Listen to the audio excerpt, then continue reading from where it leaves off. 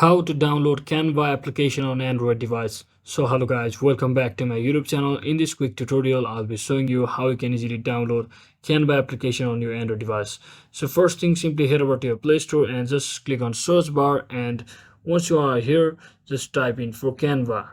So once you search in for Canva application, you'll be seeing this icon over here. It has over 500 million plus downloads, so simply tap on it, and once you're inside here just click on install and wait for a few seconds for it to completely download and install on your device. So once it gets downloaded, you can simply click on open to successfully open the Canva application, and it might ask you to log in with your account to sign up for free. So you can choose any of the option. So let me just choose with Google. So once I select my Google account, I'll just click on continue, and then I'll be redirected to this page.